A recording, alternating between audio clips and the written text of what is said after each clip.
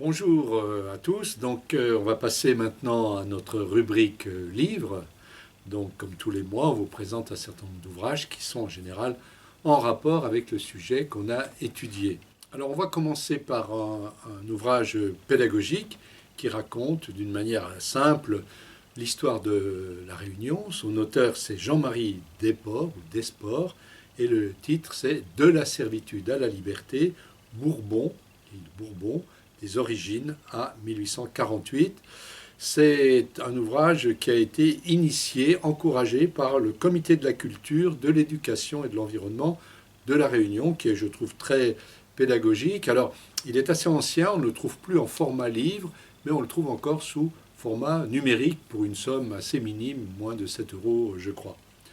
Je voudrais aussi profiter de l'occasion pour faire un peu de publicité pour un éditeur local, oui, parce que l'histoire, la recherche historique, la mémoire, elle a besoin aussi des éditeurs, et donc il faut que nous encouragions de notre côté les éditeurs. Alors, il y a un éditeur à La Réunion qui s'appelle Océan Édition, qui est assez récent puisqu'il a été créé en 1987, il est installé sur l'île, et il refuse de s'enfermer dans une perspective exotique ou régionaliste, c'est-à-dire c'est largement ouvert sur toute une série de problèmes à partir de cet exemple assez fantastique qu'est la société multiculturelle réunionnaise.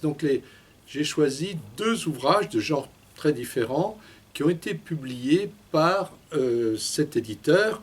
Le premier, c'est une étude historique qui est importante, dont je me suis servi quand je vous ai parlé dans l'émission justement de la question de la justice, du passage de l'esclavage au servilisme. Eh bien, vous avez le livre qui a été écrit par un historien de La Réunion qui s'appelle Jean-Claude Laval, qui s'appelle La justice à La Réunion, 1848-1870, qui est intéressant parce qu'il montre justement, le rôle assez compliqué de la justice dans ce système et comment on a avalisé le passage d'une forme de domination à une autre, après donc ce que je vous ai expliqué sur l'abolition de l'esclavage en 1848. L'autre ouvrage qui est très intéressant, c'est aussi une des rubriques qu'on voudra alimenter dans notre émission, c'est les ouvrages pour la jeunesse. Oui, parce que c'est important aussi que l'histoire, la mémoire soient véhiculées sous des formes adaptées pour le jeune public. Alors là, c'est un ouvrage composé par Marie-Josée Hubert Delille et qui a été illustré par Dany Pépuy, qui s'appelle, excusez-moi pour l'accent, je ne suis pas créole, Ti chemin, grand chemin, Ti sommin, grand sommin. Voilà. En fait, c'est un livre avec un CD qui regroupe 64 airs traditionnels de la Réunion. Donc, voilà, j'ai trouvé ça très émouvant, très passionnant, cette anthologie des ritournelles de l'enfance, donc 67 airs traditionnels qui ont été recueillis tout autour de l'île auprès des grands-parents et des parents. Des berceuses, des jeux de doigts, des danses, des rondes, des refrains et des chansons pour les petits comme pour les grands de l'école élémentaire. Donc voilà, je pense que c'est une manière originale de découvrir la culture créole à La Réunion. Enfin, au niveau justement de cette culture réunionnaise qu'on a voulu célébrer dans cette émission, je voulais vous parler d'une association, oui, parce qu'il y a des gens qui militent pour la lecture. Cette association, elle s'appelle la République des livres. Vous avez ici en dessous là, le site internet qui vous permet d'y avoir accès. Et elle s'efforce de valoriser les auteurs qui résident à La Réunion, ou plus généralement dans l'océan Indien, ou bien alors ceux qui sont originaires de ces régions-là. Et là, un répertoire qui dépasse aujourd'hui déjà les 1000 ouvrages. Voilà, alors, maintenant, comme on va le faire souvent dans cette émission, eh bien, on va aussi valoriser un petit peu notre propre maison d'édition, les éditions d'Achat. Nous avons publié un ouvrage qui, finalement, est en rapport avec le sujet, même si ça ne concerne pas directement La Réunion. C'est cet ouvrage que vous avez là, que j'ai sous les yeux, qui s'appelle donc Poète navigateur, les eaux vives, Dieppe, Mayotte, Sumatra.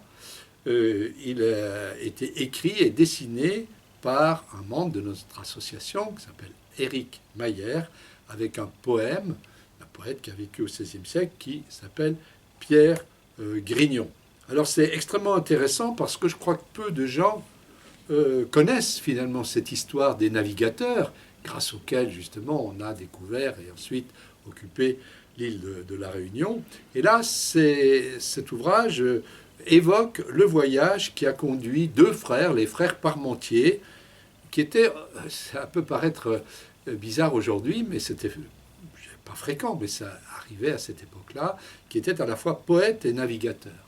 Et donc, ils se sont embarqués dans un voyage qui était totalement inédit à l'époque, qui les a amenés de Dieppe jusqu'à Sumatra en 1530.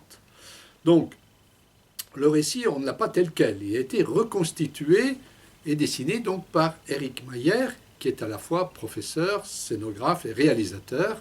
Et en conclusion de cette reconstitution, il y a un poème du pilote et cartographe qui s'appelait Pierre Grignon, qui a vécu de 1464 à 1540. Alors, ce qui est intéressant, c'est que les navigateurs poètes de Dieppe, au début du XVIe siècle, ce n'étaient pas des conquistadors, ni même des explorateurs. Il faut arrêter de croire que tous ceux qui ont pris leur bateau partaient pour aller coloniser des terres ou pour aller exterminer des Indiens. C'est beaucoup plus compliqué. Et c'était des marchands humanistes qui étaient, vous voyez, un petit peu marqués par ce mouvement culturel qu'on a appelé l'humanisme, qui était une ouverture fantastique sur le reste du monde. Et ils s'intéressaient au progrès des sciences, à tel point qu'ils contribuaient à la cartographie. Ils étaient eux-mêmes cartographes savants, donc on pourrait dire. Ils ont découvert des îles et des parcours transocéaniques à partir de leurs propres réflexions qui croisaient des savoirs anciens, des savoirs modernes. Ils se sont appuyés sur des interprètes portugais, espagnols, qui connaissaient déjà à l'époque évidemment le Brésil et les Indes et qui avaient un petit peu ouvert la voie. Donc ils vont venir seulement avec une trentaine de tonneaux de poivre alors qu'ils espéraient en ramener 300, mais c'est le début de l'usage du poivre en Europe. Mais encore plus intéressant, c'est qu'ils vont venir avec 18 hommes d'équipage et 6 Indiens Guarani du Brésil, qui avaient été laissés là, sur place, un peu abandonnés, on pourrait dire, sur l'île de Sainte-Hélène par des vaisseaux portugais. Alors non seulement ces Indiens vont être accueillis à Dieppe, mais l'un d'entre eux va se marier sur place et aura des enfants avec une Dieppoise. Alors j'ai trouvé ça assez fantastique, vous voyez, pour montrer aussi cette humanité à travers les siècles et ces échanges entre les populations, bien qui ont construit le peuple français tel qu'il est aujourd'hui. Donc je vous recommande chaudement la lecture de cet ouvrage. Vous pouvez vous le procurer, évidemment, aux éditions d'Aja en nous contactant. Pour terminer cette rubrique livre, je vais vous présenter, comme on l'avait fait déjà le mois dernier, un événement mémoriel. Vous vous souvenez, le mois dernier, je vous avais parlé d'un travail réalisé sous la direction d'un professeur, un lycée professionnel d'Amiens, autour donc d'une usine, l'usine Cosra, pour retrouver et promouvoir sa mémoire. Aujourd'hui, je vais évoquer avec vous un autre événement mémoriel dont l'un de nos abonnés nous a informé récemment. Il s'agit d'un documentaire interactif intitulé Vitry-sur-Seine, 500 mètres d'histoire, qui a été réalisé par Michel Violet et Franck Nozal, Biopix Productions.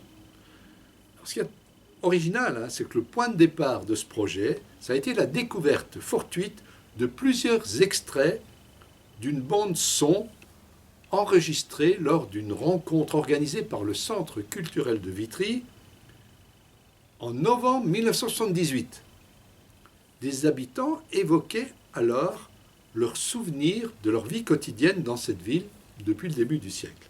Donc l'idée, ça a été de renouveler l'expérience 42 ans plus tard, en s'appuyant sur ce support mémoriel qui avait été retrouvé, de façon à ce que les habitants d'aujourd'hui, vous voyez, enclenchent leur propre mémoire sur ce qui s'est passé depuis cette période-là. Donc on a ici, vous voyez, un enchevêtrement de mémoire à travers les générations qui donne un résultat tout à fait passionnant. Et donc il y a eu une rencontre qui a permis aux habitants de découvrir ce documentaire et d'échanger donc autour de la mémoire de la ville qui a été présentée le 18 juin 2021. Et les auteurs nous promettent une suite de leurs aventures et vous pourrez les contacter en passant par notre intermédiaire. Pour conclure, je voulais aussi vous dire que notre appel à engager des collaborations avec des structures qui s'intéressent elles aussi à l'histoire populaire avait déjà été entendu. Désormais, notre série d'émissions sera également relayée par la coopérative audiovisuelle qui s'appelle les Mutantes Pangées. Voilà, c'est une très bonne nouvelle, nous sommes très heureux et nous espérons donc un long cheminement commun. Je vous renvoie pour ma part donc à la prochaine émission qui sera diffusée à la fin du mois de juillet.